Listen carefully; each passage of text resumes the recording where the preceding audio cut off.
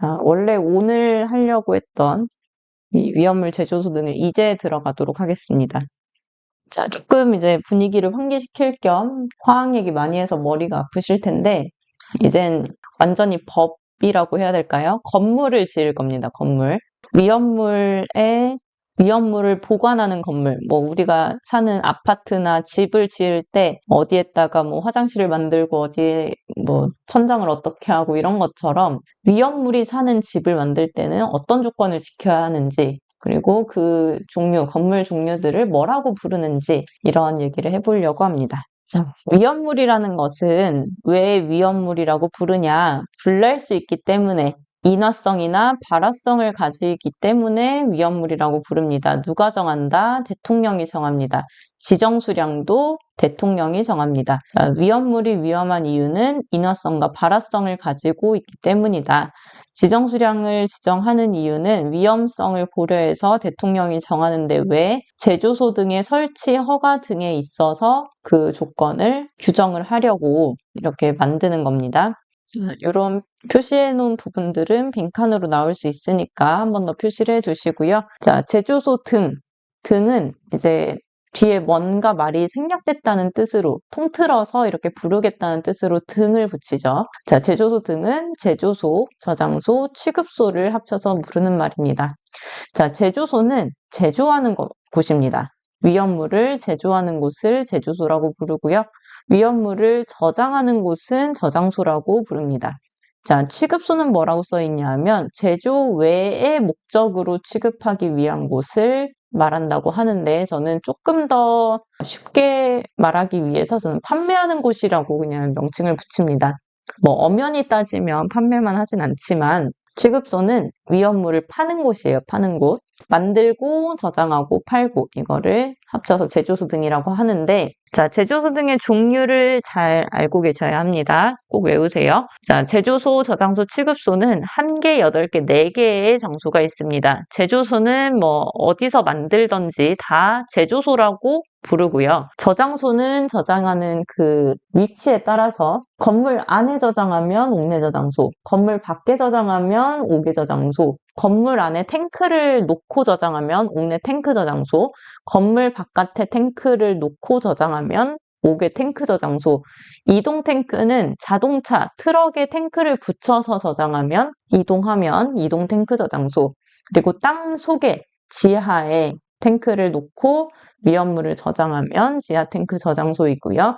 간이 탱크 저장소는 작게 생겼습니다. 다른 탱크에 비해서 작고 임시로 저장할 수 있는 그런 곳을 간이 탱크 저장소, 안반 탱크 저장소는 산속에, 그래서 해외에서 배를 타고 위험물을 들여왔을 때 배에서 가장 가깝게 내려놓을 수 있는 그런 탱크들을 안반 탱크 저장소라고 합니다. 자, 취급소는 주유 취급소, 주유소죠. 판매 취급소, 위험물을 파는 곳인데 우리가 일상적으로는 접할 일이 별로 없죠. 그리고 이송 취급소는 파이프를 통해서 위험물을 전달하는 곳. 그리고 일반 취급소는 여기에 해당하지 않는 나머지 위험물을 취급하는 모든 장소를 얘기합니다. 자, 그래서 주유 취급소는 우리가 자동차를 가지고 가서 주유할 때 위험물을 사오는 곳이죠. 그래서 주유 취급소 입장에서 위험물을 파는 곳이죠. 어떤 위험물, 휘발유, 등유, 경유 이런 거를 팔죠. 판매 취급소는 우리한테 팔진 않지만, 뭐 개인한테 팔진 않지만 어쨌든 위험물을 1종 판매 취급소, 2종 판매 취급소라고 해서 지정 수량에 따라서 파는 곳. 이송 취급소는 파이프를 이용해서 그 공장으로부터 현장까지 이렇게 위험물을 보내서 파는 곳. 우리는 뭘로 쓰고 있냐면 도시가스, 보일러 쓸 때 집에서 보일러나 온수 쓰고 계량기에 계량된 만큼을 내죠. 그런 거를 위험물로 하면 이송 취급소의 형태가 되는 겁니다. 그래서 제조소의 종류가 1가지고 취급소의 종류가 4가지고 저장소의 종류가 8가지이기 때문에 이 종류를 묶어서 소요 단위 구할 때 제조소와 취급소는 100제곱미터를 소화기 하나로 끌 수 있고 50제곱미터를 소화기 하나로 끌 수 있다. 저장소의 경우에는 150제곱미터를 소화기 하나로 끌 수 있고 75제곱미터를 소화기 하나로 끌 수 있다. 이런 얘기를 드렸었죠. 그래서 이 개수를 보면 수요 단위의 숫자도 저장소가 크고 제조소 취급소가 작았지 이 생각을 하실 수 있으면 좋겠습니다. 자, 위험물 제조소 등의 종류를 잘 봐야 하는 이유는 필기 문제에서 이렇게 돼요. 자, 다음 중 위험물 제조소 등의 종류가 아닌 것은 해서 이송 탱크 저장소 또는 판매 저장소 이런 식으로 이 앞뒷말을 교묘하게 바꿔서 내기 때문에 정확하게 알고 있지 않으면 그것을 찾아내기가 어렵고요. 그리고 실기시험에서는 여기 사이사이 이렇게 빈칸으로 해서 비어있는 칸을 채우시오 이런 식으로 내기도 합니다. 그렇게 이제 다른 문제 풀다 보면 이 정도는 좀 쉬운 축에 속하는 그런 문제니까 잘 외워서 꼭 맞춰야 되겠고요. 자, 제조소부터 이렇게 쭉 들어갈 텐데 공통적으로 쓰이는 그런 안전거리에 대한 내용 보고 가겠습니다. 자, 제조소는 이제 건물에 대한 내용을 계속 얘기할 거예요. 건축, 구조 이런 얘기를 계속 하게 될 텐데 자, 제조소가 이렇게 있어요. 이 제조소가 일반적인 그런 공장들은 아니죠. 위험물을 뭐 끓이고 온도 올리고 내리고 뭐 증류를 하고 어떻게 해가지고 계속 화학물질을 가지고 다루는 곳이다 보니까 이 제조소가 펑 하게 되면은 화재가 나게 되면 이 주변이 굉장히 위험할 거예요. 그렇죠? 그래서 제조소가 어디 하나 들어오려고 한다. 그러면 그 주변에 이런 시설들이 있다면 최소한의 거리를 유지해서 지어라 라는 뜻으로 안전거리라는 규정을 만들었습니다. 자, 제조소가 들어올 때 주변에 7000V 초과 35,000V 이하의 전선이 있다면 3m, 35,000V 초과하는 전선 좀 센 거죠. 그게 있다면 5m, 주택 10m, 가스는 20m, 학교, 극장, 병원은 30m, 유형문화재와 지정문화재는 50m가 떨어질 수 있도록 그 주변 시설을 고려해서 제조소 등의 위치를 잡아야 됩니다. 그래서 제조소, 저장소, 취급소 모두 속하는 말입니다. 자, 기본적으로는 안전거리가 3, 5, 10, 20, 30, 50m가 된다라는 것을 알고 가시는데 이 안전거리가 지켜지면 좋겠지만 우리나라가 아시다시피 땅이 넓진 않잖아요. 그래서 안전거리를 적용하지 않는 예외 규정도 마련해 두었습니다.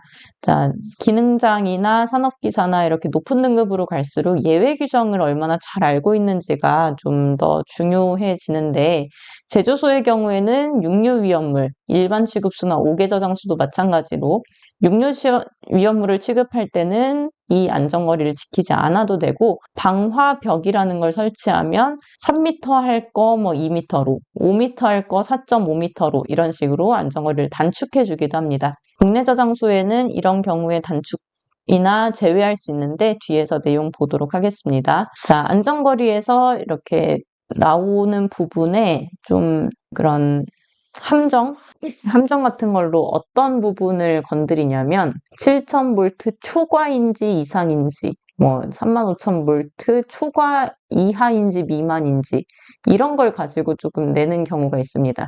그래서 35,000V의 전선은 안전거리를 몇 미터로 해야 하는가 이렇게 문제를 내요. 35,000V면 안전거리가 몇이 되는 건가요?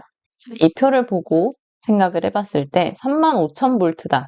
그러면 전선은 그렇죠. 안전거리는 3m 이상이 돼야 되겠죠. 자, 그래서 이런 식으로 35,000V일 때는 여기에 해당한다. 보시면 되겠고 문화재에도 유형 문화재와 지정 문화재 이런 식으로 빈칸을 낸 적이 있어서 또 잘 보셔야겠습니다.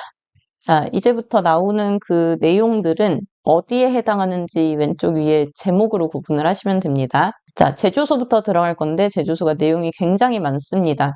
왜냐하면 제조소를 기준으로 해서 저장소나 취급소에 계속 이용하고 이렇게 계속 공동으로 쓰는 내용이 많이 나와서 처음에 좀 길게 할 거고 계속 공통적으로 반복되는 내용은 뒤쪽에 잘 안 나옵니다. 그래서 제조소를 어떻게 짓는지 기준을 두게 되면 제조소가 위험물을 만드는 곳이라고 했죠. 자, 건물로 봤을 때는 뭐 이렇게 짓는다고 해봅시다. 제조소가 이렇게 있어요. 뭐 문도 있고 창문도 있고 이렇게 짓는데, 자, 제조소 자체가 위험물을 가열도 하고 그래서 위험하다고 말씀을 드렸죠.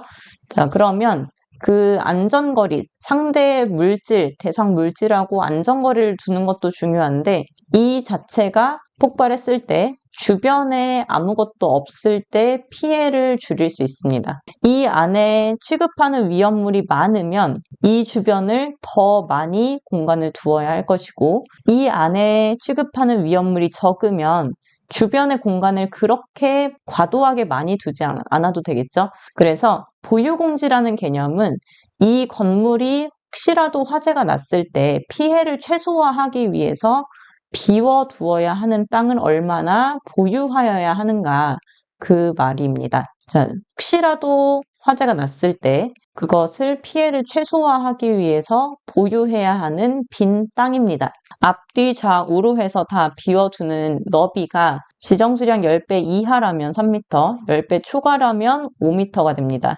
자, 그러면 위험물의 양이 적으면 약간만 공지를 두면 되고, 위험물의 양이 크면 많이 공지를 두면 된다는 뜻이 되겠죠. 자, 여기서도 마찬가지로 내가 위험물 지정수량의 10배를 취급하는 제조소를 지으려고 합니다. 보유공지는 몇 미터가 되어야 합니까? 라고 물어보면 몇 미터라고 답을 해야 될까요? 자, 지정수량 10배의 제조소입니다. 보유공지는 맞습니다. 3m가 되는 겁니다. 그래서 지금부터는 이제 이하, 초과 이런 내용들이 잘 봐야 하는 단어가 됩니다. 자, 이 보유공지를 두는 게 기본이고요. 이제 혹시라도 문제가 어렵게 나온다, 보유공지를 적용하지 않아도 되는 경우, 자, 이거 왜 하는 거라 그랬어요? 보유공지. 이 건물이 혹시라도 화재가 났을 때 피해를 최소화하려고. 그러면 안전 조치를 하면 굳이 안 만들어도 된다는 뜻이 됩니다. 그래서 방화상 유효한 격벽, 줄여서 방화벽이라고 하는데, 주변에 불을 막아줄 수 있는 벽을 설치했어요. 그러면 이 보유공지를 하지 않아도 된다, 막아줄 수 있는 안전조치를 했으면 안 해도 된다라는 뜻이 됩니다. 자, 제조소의 구조를 보도록 하겠습니다. 이제 여기서부터 뭐 내화구조, 불연재료 많이 나올 거예요.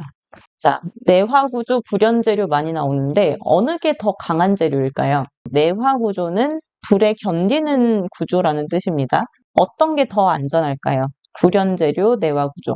그쵸? 불연재료가 더 상대적으로 좀 더 안전한 그런 구조가 되겠죠? 내화구조는 불에 견디기는 견디는데 언젠가는 타는 그런 구조를 생각하시면 됩니다. 약간 슬레이트 지붕 비슷한 그런 거 생각하시면 될 것 같아요. 불연재료는 아예 아스팔트, 시멘트 이런 것들 보시면 되고, 그래서 좀 위험하다 그러면 불연재료를 쓸 거고, 좀 너무 불연재료만 다 쓰면 비싸니까 괜찮은 부분은 내화고 이렇게 할 겁니다. 자, 제조소에는 일단 뭐가 없어야 된다? 지하가 없어야 됩니다. 왜냐하면 제일 많이 쓰이는 위험물이 사료 아니면 오류인데, 이런 위험물들은 뭐 뿐만 아니라 1, 2, 3, 5, 6, 6 다 그렇죠. 1, 2, 3, 4, 5, 6 다 그런데 증기 비중이 보통 29보다 큽니다. 증기 비중이 1보다 커요.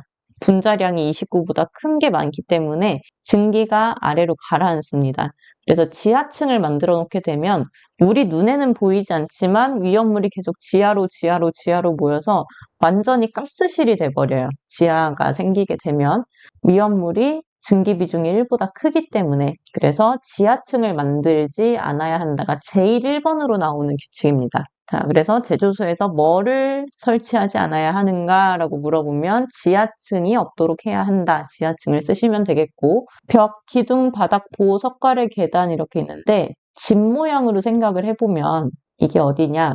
벽, 기둥, 바닥은 벽, 기둥, 바닥. 벽과 바닥 부분 아시죠? 그리고 보나 석가래가 어디냐면, 석가래는 지붕으로 이렇게 봤을 때 지붕의 그 결과 같은 부분이 석가래고, 이 지붕과 지붕 사이를 지탱해주는 이런 가로로 지지해주는 이 부분을 보라고 합니다. 그래서 보나 석가래는 천장 부분이에요. 그리고 계단까지. 그러니까 제조소의 경우에는 모든 부분을 불연재료로 합니다.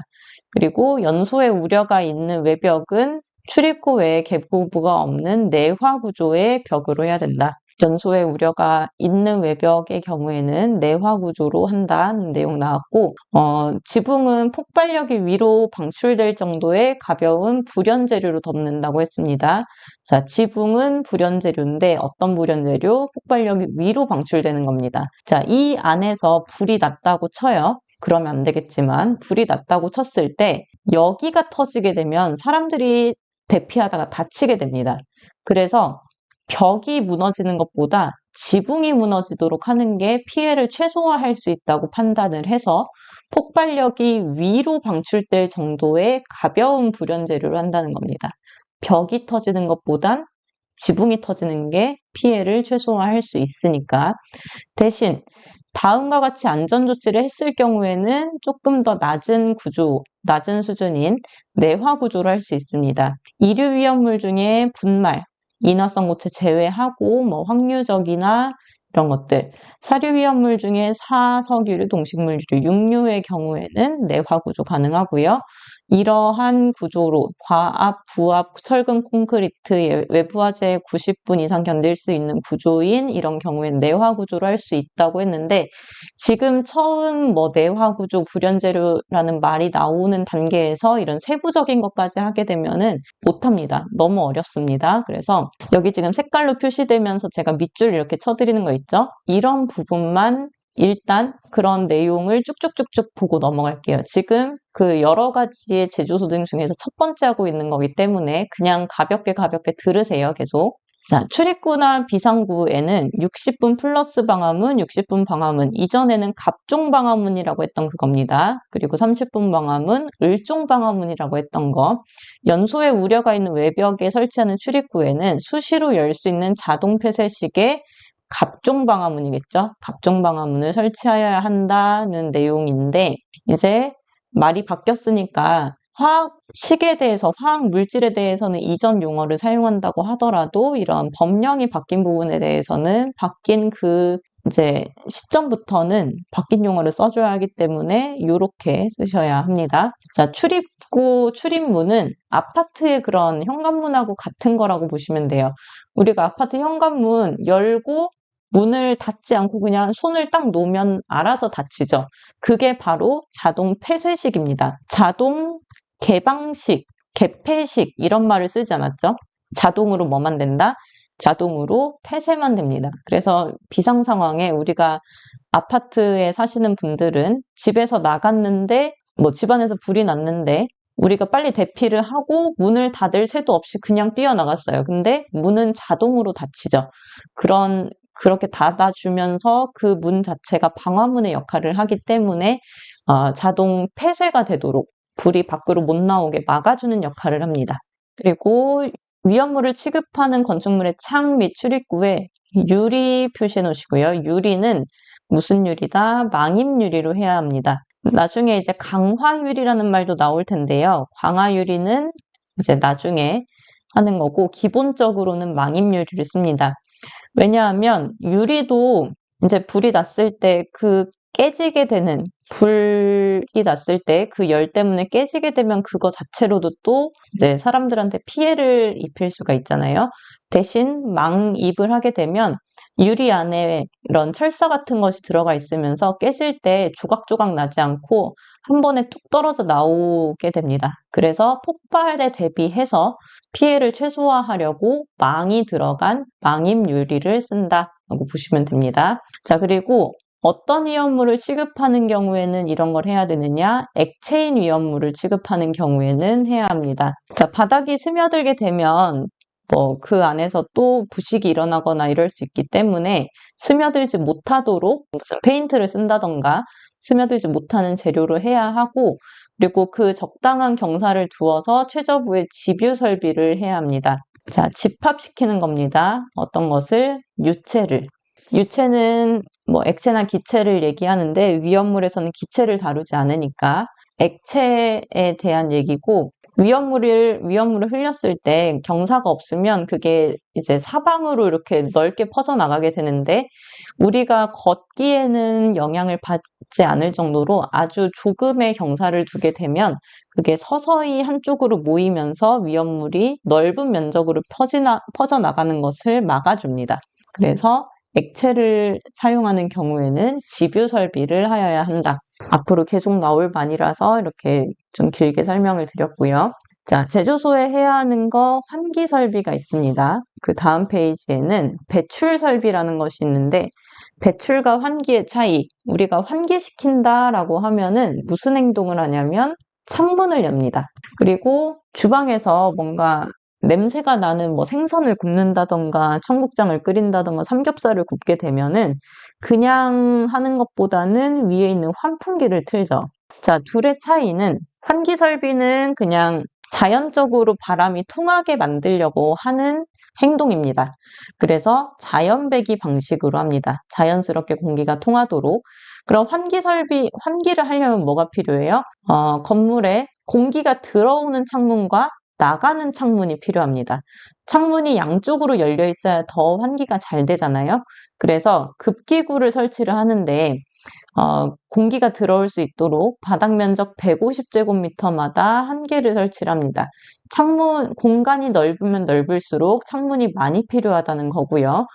급기구의 크기는 800제곱센티미터 이상입니다. 여기에서 잘 보셔야 할 게 바닥 면적의 단위는 제곱미터입니다. 급기구, 창문의 크기의 단위는 센티미터 제곱입니다. 그래서 실기시험에서는 이 단위를 잘못 쓰는 것도 감점 요인이기 때문에 이렇게 단위, 뭐 이상, 이하 이런 거 잘 보셔야 하고 그러면 바닥 면적이 150제곱미터마다 보다 작으면 어떻게 하냐? 꼭 한 개는 설치를 해야 되지만 면적이 작으니까 이제 창문의 크기를 줄입니다.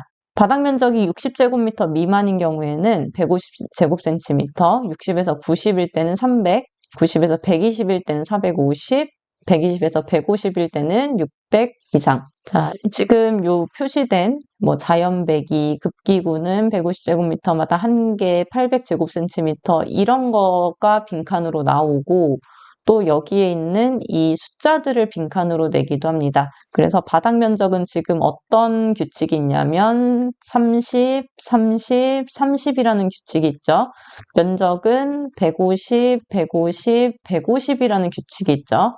자, 그래서 예를 들어서 바닥 면적이 100제곱미터인 공간에는 급기구의 크기를 어떻게 하여야 하는가라고 물어보면 몇 이상이라고 해야 될까요? 바닥 면적이 100제곱미터인 제조소이다. 급기구는 몇으로 해야 하는가? 450이겠죠. 왜냐? 바닥 면적이 100이면 여기에 해당하니까 100제곱미터 이상이면 450제곱센티미터 이상으로 하여야 한다. 라고 답하시면 됩니다. 자, 급기구는 낮은 곳에 설치하고 가느늘에 구리망 등으로 인화 방지망을 설치를 하는데 그 창문 앞에 방충망 같이 이거를 설치하는 겁니다. 우리가 집에 방충망 설치하는 이유는 모기나 파리 들어오지 말라고 하는 거잖아요. 근데 공장에서는 이 방충망 같이 생긴 게 벌레 들어오지 말라는 뜻도 있는데 바깥에서 용접하다가 뭐가 튀어 들어오거나 아니면 뭐 어찌됐든 뭐 담배는 피우면 안 되겠지만 뭔가 화기가 들어오는 그런 상황이 이제 일상생활보다 많기 때문에 인화 방지망이라는 것을 마치 방충망 같이 설치를 합니다. 환기구는 지붕 위 또는 지상 2m 높이에서 회전식 고정 벤틸레이터 또는 루프팬 방식으로 설치할 것. 지금 좀 이제 현장 경험이 많으신 분들은 그거 꼭 보셨을 거예요. 지붕 위에 이렇게 버섯 모양으로 이렇게 스테인리스 같이 생겨가지고 뱅글뱅글 돌아가는 거.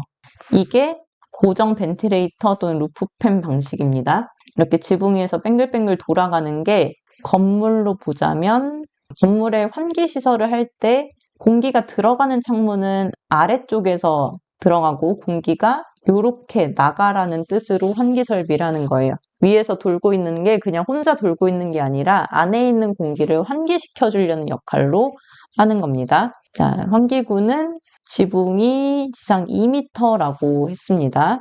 자, 그럼 배출 설비는 뭐냐? 강제로 뽑아내는 겁니다. 강제로 그 안에 있는 공기를 가연성 증기가 되겠죠. 주방으로 치면은 냄새겠지만 위험물로 치면 가연성 증기입니다. 자, 환풍기 설치하는 어디에다 하는지 생각을 해보면 가스레인지 위에, 화장실 공간 안에 일부분만 설치를 합니다. 국소 방식으로 하는 게 원칙이지만 필요하다면 전역 방식으로도 할 수 있습니다. 근데 기본적인 국소 방식으로 해야 한다는 것을 기본으로 해서 환기 설비는 자연적으로 배출하는 거지만 배출 설비는 강제적으로 배출하는 거다의 차이가 있고, 배출 능력, 환풍기의 세기를 얘기하는 건데 1시간당 배출 장소 용적의 20배 이상인 것으로 해야 합니다. 전역 방식의 경우에는 곱하기 18을 한 것으로 해야 합니다. 자, 급기구는 높은 곳에 설치하고 가늠률에 구리망 등으로 인화방지망을 설치할 것, 이렇게 되어 있죠. 그래서 아까 환기 설비와 차이가 뭐냐면, 환기 설비는 아래에서 위로 갔지만 배출 설비는 위에서 들어와서 환풍기를 거쳐서 또 나가는, 이런 식으로 설치가 됩니다. 높은 곳에 설치해서 높은 곳으로 나가는, 그리고 배출 덕트에는 방화 댐퍼를 설치하고, 이러한 내용이 있습니다. 자, 제조소는 옥내 제조소, 옥외 제조소 이런 것들이 없이 그냥 제조하는 곳으로만 구분을 합니다. 그래서 제조소가 옥내에 있는 것도 있고 옥외에 있는 것도 있고 그렇습니다. 자, 옥외 설비에 있는 경우에 바닥은 어떻게 해야 하느냐? 위험물을 바깥에서 만드는 경우라는 뜻이겠죠? 자, 바깥에 둘레가 높이 0.15m 이상의 턱을 설치해야 된다. 0.15 잘 봐주세요. 자, 지금 주변에 위험물이 새어나가지 않도록 턱을 약간 설치하는데 0.15m면 센티미터로 했을 때 15cm죠. 자, 15cm로 약간의 턱을 설치하는데 사람이 넘어다니기에는 그렇게 불편하지 않을 정도가 되겠어요. 자, 이 턱에 대한 요건이 뒤에서는 또 달라집니다. 다른 장소에서는 턱에 대한 높이가 달라져서 지금 여기 0.15m를 잘 봐주세요. 어디서 0.15m였다? 제조소의 옥외에서 0.15m의 턱이 나왔습니다. 자, 바닥은 콘크리트 등의 위험물에 스며들지 않는 재료로 한다. 스며들지 않는 재료 하면은 콘크리트 얘기하는 거다 생각하시면 되겠고, 바닥이 낮게 경사지게 해야 한다. 경사지게 해서 최저부에 유체가 모일 수 있는 그런 홈을 설치하는데 그걸 집유설비라고 하고, 또 위험물에 온도 20도씨의 물 100g에 용해되는 양이 1g 미만인 것, 즉 물 100g이 있으면 거기에서 용해되는 양이 적은 것을 의미하는 거죠. 그럼 이 상태는 수용성일까요? 비수용성일까요? 자, 물 100g에 1g도 녹지 않는데요. 이거는 수용성을 얘기하는 걸까요? 비수용성을 얘기하는 걸까요? 비수용성을 얘기하는 거겠죠. 네, 비수용성인 것을 사용하는 경우에는 집유 설비에 유분리 장치를 설치한다. 비수용성이라는 것 자체가 기름이라고 생각하면 되니까 기름과 물을 분리하는 장치를 설치합니다. 자, 유분리 장치라는 게 무엇이냐? 이렇게 3단으로 돼 있어서 물과 기름이 섞이면 웬만하면 기름이 뜨죠. 그래서 물은 가라앉고 기름이 떠서 넘어가고, 그 안에서 또 물과 기름이 나눠져서 기름이 넘어가고, 또 나눠져서 넘어가고, 이런 식으로 하는 것이 유분리 장치입니다. 그래서 경사지게, 집유설비, 유분리 장치 설치, 그런 내용이 나왔습니다. 자, 다음으로 제조소에 설치해야 되는 압력계와 안전장치가 있습니다. 자, 위험물을 제조하는 곳입니다. 제조는 가열도 하고 냉각도 하고 여러 가지 이제 작업이 들어가기 때문에 온도를 컨트롤하는 것도 중요하지만 온도가 상승한다는 건 압력이 올라가는 거기 때문에 압력계를 설치해야 합니다. 그리고 압력을 정지시키는 장치, 감압 밸브, 경보 장치 다 알면 좋겠지만 제일 먼저 알아두셔야 할 게 파괴판입니다. 압력계와 더불어서 설치해야 되는 안전장치는 파괴판, 안전 밸브가 작동하기 어려울 때 바로 설치하는 거예요. 자, 필해 설비는 뭔지 아시죠? 번개 쳤을 때 그게 직접적으로 피해를 입지 않도록 하는 거. 10배 이상의 위험물을 취급하는 제조소 기준이 10배 이상이면 필해 설비를 설치해야 하지만 어디는 제외한다? 육류 위험물은 제외한다. 자, 아까 안전거리 할 때도 육류위험물은 안전거리 하지 않아도 된다라는 말이 잠깐 나왔었는데 앞으로 계속 육류위험물은 조금 봐주는 경향이 있습니다. 뭘 하더라도 육류위험물은 안 해도 된다 이런 식으로 봐줄 거예요. 육류위험물은 이제 산화성이고 산성이 있기는 하지만 그래도 별로 위험한 물질로 취급을 안 하는 그런 느낌이 계속 나오게 됩니다. 자, 방유제라는 것이 있는데, 방유제가 여기 제조소에서 한 번, 그리고 옥외 탱크 저장소에서 한 번 나올 거예요. 자, 앞으로 책을 보시다가 이렇게 별표 3개 있는 부분 있죠? 이거는 이제 진짜 자주 나오는 거다라고 보시면 돼요. 제가 별표를 막 여러 군데 치지는 않았는데, 이 별표 3개들은 이제 기출문제에서 많이 만나게 될 예정이다라는 뜻입니다. 자, 제조소에 방유제를 설치를 할 때는 위험물을 만드는 곳이 이렇게 새어 나갈 수 있잖아요. 만들다 보면 흘릴 수도 있고, 뭐 붓다가 잘못할 수도 있고, 그래서 빠져나가지 않게 이렇게 공간을 만드는 거예요. 빠져나가지 않는 공간. 이 안에 있는 탱크가 크면 크게 해야 되겠고, 작으면 작게 해야 되겠죠. 자, 탱크가 하나, 둘, 3개가 있다고 해볼게요. 하나는 100만 리터, 하나는 30만 리터, 하나는 20만 리터. 자, 이렇게 있다고 하면 방유제의 크기를 어떻게 결정해야 하느냐?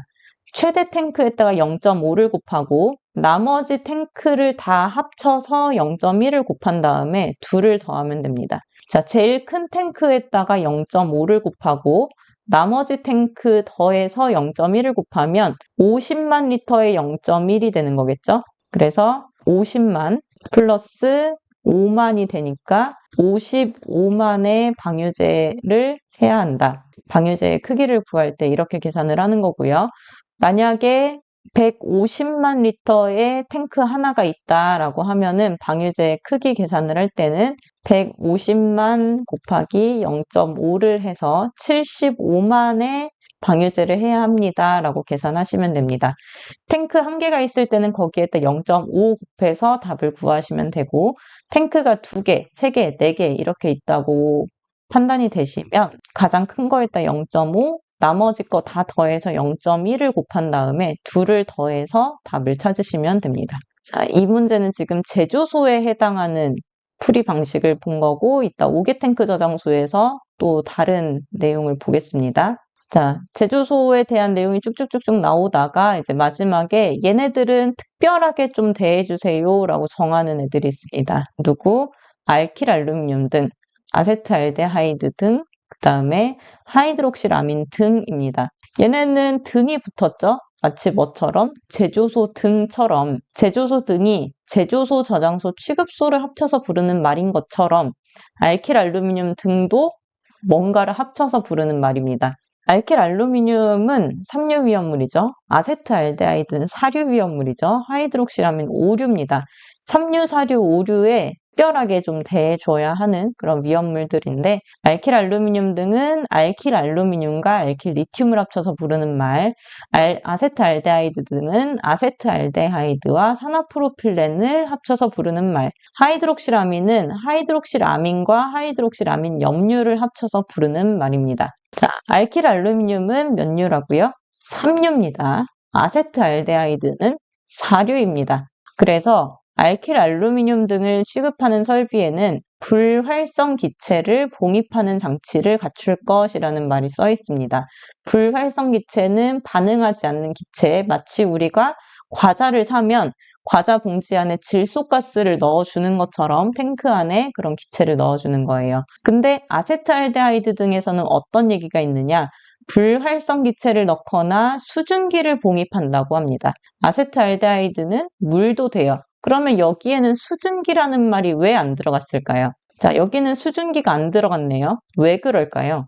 아세트알데하이드 등에는 불활성 기체도 쓰고 수증기도 쓸 수 있대요. 근데 알킬알루미늄 등에는 불활성 기체만 넣으래요. 삼류위험물이 무슨 성질이 있죠? 금수, 물기엄금이죠. 삼류는 물 닿으면 어떻게 돼요? 물 닿으면 메탄 나오고 에탄 나오고 아세틸렌 나오고 뭐 나오고 뭐 금수성 물질이죠. 금수성 물질. 그래서 수증기를 봉입을 하게 되면 이때는 펑 하게 됩니다. 근데 사류는 물하고 반응하진 않아요. 물에 둥둥 뜰 뿐이에요. 그래서 불활성기체를 봉입하는 거나 수증기를 봉입하는 것, 수증기도 반응을 하는 물질은 아니라서 그래서 불활성기체 역할과 같이 쓸 수 있는 겁니다. 여기에서 이제 성격을 활용하기 시작을 하는 거예요. 삼류의 성격은 이러니까 이렇게 대해주고 사류의 성격은 이러니까 또 다르게 대해주고 이렇게 다루는 방법이 달라지는 겁니다. 자, 아세트알데하이드 등은 어떤 금속을 쓰면 안 된다? 은, 순, 동, 마그네슘을 쓰면 안 됩니다. 이 동은 원소 기호로 또는 주기율표로 어떤 금속, 어떤 원소였죠? 금메달, 은메달, 동메달 할 때 이 동은 원소 기호 또는 원소 이름으로 구리입니다.